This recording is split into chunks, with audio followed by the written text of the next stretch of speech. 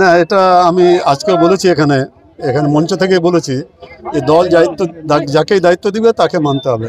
এটাই দলের শৃঙ্খলার মধ্যে পড়ে। তারপরে যদি কেউ শৃঙ্খলার বাইরে গিয়ে কোনো কাজ করে, দল নিশ্চয়ই সেটা দেখবে। আজকে আমরা এখানে দেখুন, এত বড় মিছিল, রামগঞ্জে এত বড় মিছিল এর আগে বিগত দিনে আমি দেখিনি, আমরা করিনি, কোনো দলই করেনি এত বড় মিছিল। এখানে আজকে রামগঞ্জ 1, 2, গোবিন্দপুর, সুজালি, এই চারটা অঞ্চলের লোকজন আছে, আর নেতৃত্ব আছে 13টা অঞ্চলেরই, কিন্তু সাধারণ মানুষ আছে চারটে, যারা তৃণমূল কংগ্রেসে যারা সমর্থন করে তারা এই 4টা অঞ্চলেরই আছে। 21শে জুলাই আমাদের সর্বময় নেত্রী মাননীয় মমতা বন্দ্যোপাধ্যায় ডাক দিয়েছিলেন 9ই আগস্ট, যেহেতু 9ই আগস্ট মহাত্মা গান্ধী ডাক দিয়েছিলেন 1942 সালে ইংরেজ ভারত ছাড়ো, সেই হিসাবে আমাদের মমতা বন্দ্যোপাধ্যায় ডাক দিয়েছেন বিজেপি ভারত ছাড়ো। এই 9ই আগস্টের দিন আমাদেরকে নির্দেশ দেওয়া হয়েছিল যে প্রত্যেকটা ব্লকে একটা করে মিছিল হবে, মিছিলে প্রতিবাদ মিছিল হবে। আর এখানে এত লোক যে আগে আমরা প্রতিবাদ সভাটা করে তারপরে এই মিছিলটা আমরা করেছি। তো মানুষের স্বতঃস্ফূর্ত সমর্থন আমাদের সাথে আছে, তৃণমূল কংগ্রেসের সাথে আছে। আগামী দিনে এখান থেকে বিধানসভায় অনেক ভোটে, লক্ষাধিক ভোটে তৃণমূল কংগ্রেসের প্রার্থী জিতবে। আমি একটাই কথা বলবো যে আপনারা কেউ যদি বিভাজনের সৃষ্টি করে দলের মধ্যে, দয়া করে আপনারা দলের সংগঠনের স্বার্থে বিভাজনে যাবেন না, সবাই একসঙ্গে একাট্টা হয়ে থাকুন, সবাই আমরা একসঙ্গে মিলেই রাজনীতি করব। কারো কোনো অসুবিধা হলে আমরা বসে আলোচনা করতে পারি। তো আজকের দিনে যারাই উপস্থিত হয়েছেন এই ঐতিহাসিক মিছিলে, সবাইকে জেলা তৃণমূল কংগ্রেসের পক্ষ থেকে অনেক অনেক অভিনন্দন জানাচ্ছি যে বিগত দিনে এত বড় মিছিল আমি দেখিনি, এত লোক যে আজকে সামিল হয়েছেন, সবাইকে জেলা তৃণমূল কংগ্রেসের পক্ষ থেকে অনেক অনেক ধন্যবাদ। আমি ব্যাপারটা পুরোটা দেখে নিচ্ছি, পুরো ব্যাপারটা দেখে নিচ্ছি যে কীভাবে হচ্ছে না হচ্ছে। যদি দেখেন তৃণমূল কংগ্রেস যদি কেউ করতেই পারে, কিন্তু দলের সব শৃঙ্খলা আছে, নিয়ম কানুন আছে, নিয়ম কানুন মেনেই আমরা করব। আগামী দিনে দেখি আমরা এটা যেন আগামী দিনে এরকম না হয়। যদি কারো কোনো ক্ষোভ থাকে তাহলে বসে বলতেই পারে, তার মানে এটা নয় যে আমি আরেকটা মিছিল করলাম।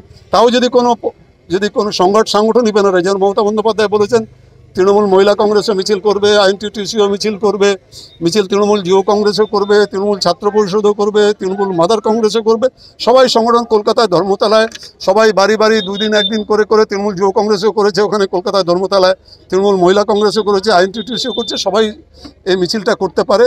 এর পিছনে যেন কোনো বিভাজনের রাজনীতি না থাকে, এটাই আমাদের খেয়াল রাখতে হবে।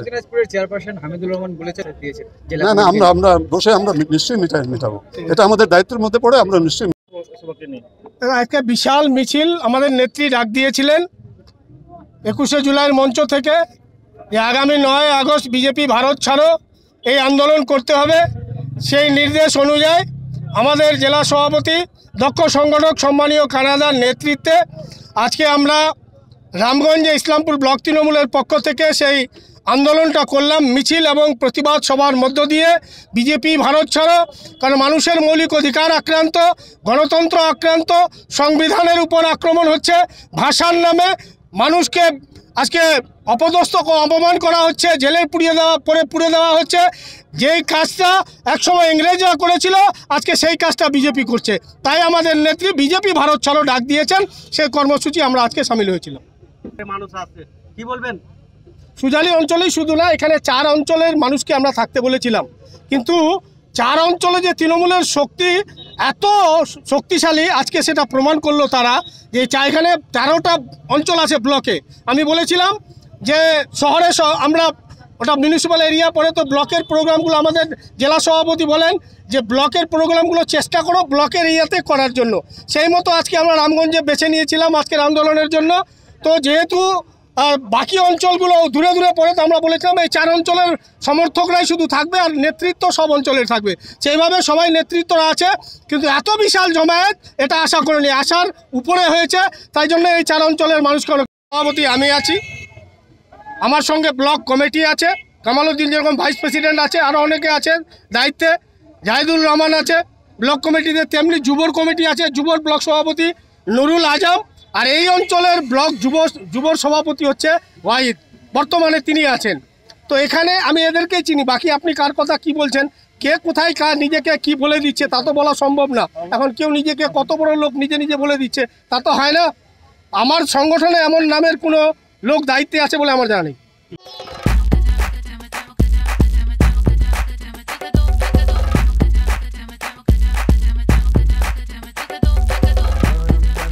হোম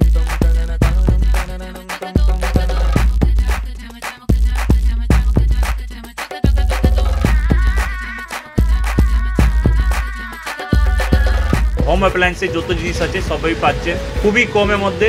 এখন 60% অফ চলছে। নয়ারটি গৌরীপুর চৌমাথা এটা পড়ছে, কেসি লাইট হাউস আছে। ট্রেডিশনাল হোক বা ট্রেন্ডি নারী, পুজো মানে প্রিয় গোপাল বিষয়ী কলকাতায় আর জেলায় জেলায়। ফ্ল্যাট বুকিং চলছে, আজই যোগাযোগ করুন Gita construction, B10/249 near central park Kalyani. Booking চলছে কল্যাণী B2/221, B2/312, কাঁচরাপাড়া ঘটক রোড, সতীশ নন্দী রোড, লোক সিনেমা চাঁদমারি রোড, লিচুবাগান সিরাজ মন্ডল রোড, টিকটিকি বাজার, মিলননগর আগুরিপাড়া, রজনীবাবু রোড, নিপেন সরকার রোড, আরপি স্কুল, নৈহাটি 6 নম্বর গেট, বিজয়নগর, ভাটপাড়া রূপশ্রী হল, হালিশহর রাজমহল হাউজিং এস্টেট। আজই ফোন করে বিস্তারিত জানুন। গীতা কনস্ট্রাকশন 6289063557 9831478795।